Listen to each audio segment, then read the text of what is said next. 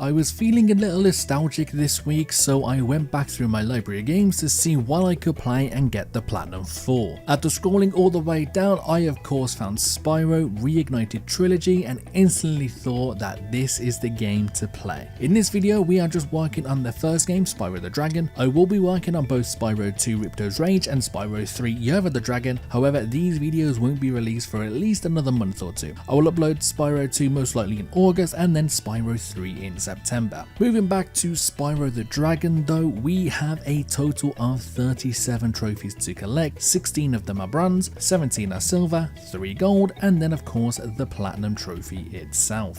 Before we move any further into today's video, pressing both like and subscribe is greatly appreciated, and don't forget to press the notification bell as well. We start things off by jumping on these tiles on the floor. After lighting them all up, a hidden area opens up which reveals the entrance to somewhere called Sunny Flight. For finding this hidden entrance, we received the trophy Hop, Skip and Jump.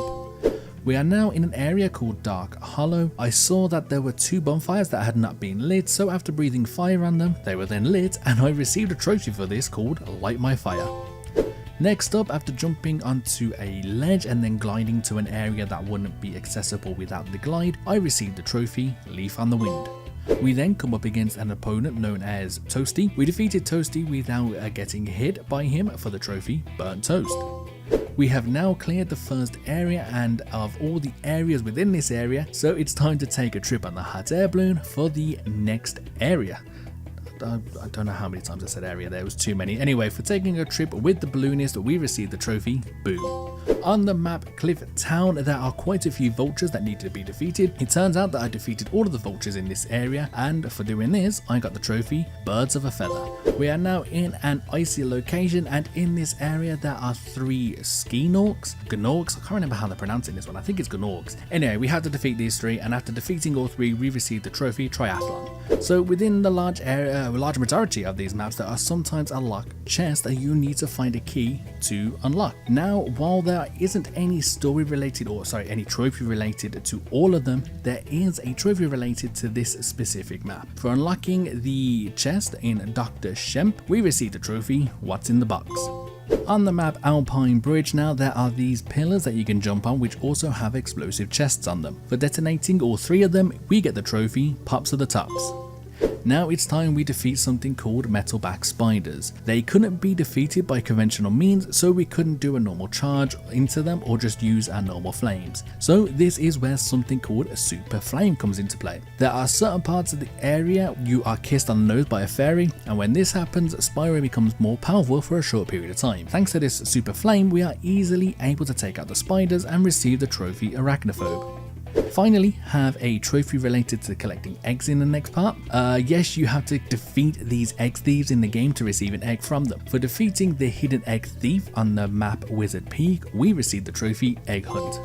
Another collection based trophy now tied to one specific area, and this is to do with gems that we need to collect. We are on the map Blowhard, and for collecting 400 gems, we received the trophy Gatherer. If I remember correctly, every area has a flame. This is where we have to either collect or destroy everything before the time runs out. They can become quite difficult and take several tries to complete. The one I have to take on for this trophy is called Wild Flight, and I had to complete it without touching the ground, which again can be quite difficult. Eventually I got this done and got the trophy. I believe it is time for me to fly. So earlier we had super flames, now we have super charge. There are ramps within the game which have arrows on them. By charging down them, your charge is even faster and stronger. On the map Treetops, there are several ramps that we can use. For jumping off every single charge ramp on this map, we received the trophy Launch Date. For some reason, there is also another trophy for collecting gems. This time it's 500 and on the map called Metalhead. For collecting all 500 gems, we received the trophy Gems in the Rough. It's defeating the enemy time yet again, and this time we have to defeat 3 demon dogs while they're in their large form. For doing this, we receive the trophy Bad Doggies. We have a couple more defeating enemy trophies now, so let's just get through them. First up, there are enemies called Armored Fools. We charge through 3 of them in a row, which gives us the trophy Fool's Errand. We then have Tin Soldiers. We have to defeat all of the enemies though for this one, and for doing this, we receive the trophy Scrap Metal. Then finally it's Puffer Birds. We have to charge through 4 of these in a row, and by doing this we get the trophy All Puffed Up. we are now at the end of the game, but there is still so much more to do. After defeating Nasty Norg, this helps us free the last dragon. After freeing the last dragon, this opens up an area called Nasty's Loot. For unlocking this area, we receive the trophy I'm in the money.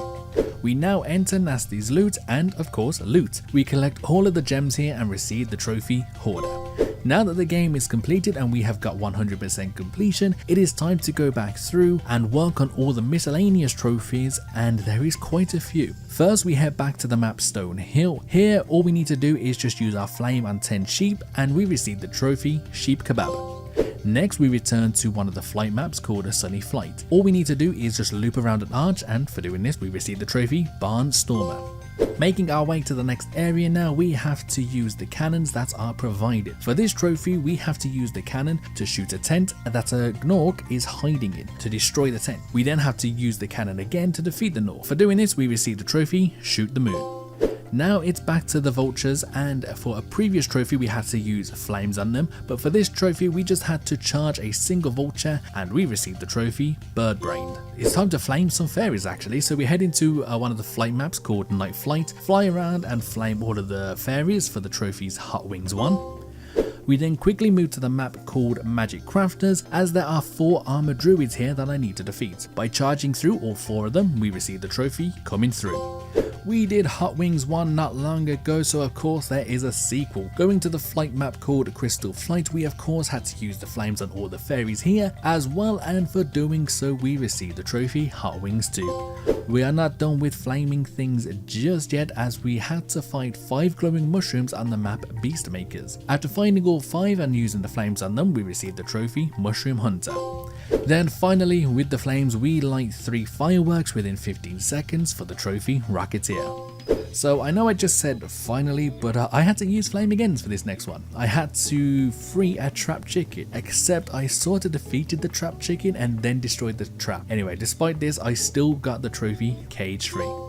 One last flight map now, and all we have to do is complete Icy Flight without touching the ground. As I had already completed this map, I didn't have to worry about the timer, so again I took my time and got the trophy Fly Like an Eagle. So guess who is using their flames once more? Okay, so this time I had to use it to defeat 4 nightmares without touching the ground, so obviously I could only use flames for this. Thankfully I got this done first time, as I really didn't want to reload the map, and for doing this we received the trophy Jacktacular. Now there are just 3 more trophies left to go if we don't count the Platinum Trophy. The first one, we had to complete a map called Gnaw Cove again, but this time without killing any of the rats. For this one I just powered through the map, only defeating enemies when I needed to, and made sure to avoid all rats. Eventually I got to the end, left for the trophy Ratastic. Next we had to visit a map called Twilight's Harbour. Here there are 6 gears that are placed throughout the map, and we have to use flames to destroy them. They are relatively easy to find, and after probably less than 5 minutes I got them all destroyed and received the trophy What Really Grinds My Gears. Our last trophy now, and it is a real easy one. We just have to make the boss enemy complete 5 laps. As I had already done this once when completing the game, I just had to go make him do 4 more laps. It was pretty simplistic. Anyway, after 4 laps I got the trophy Dragon, and on and on. Then last but certainly not least, the Platinum Trophy itself, Nasty's Demise. Spyro has always had a place in my heart when it comes to gaming, and playing this game took me straight back to my childhood, a nostalgia trip I definitely needed.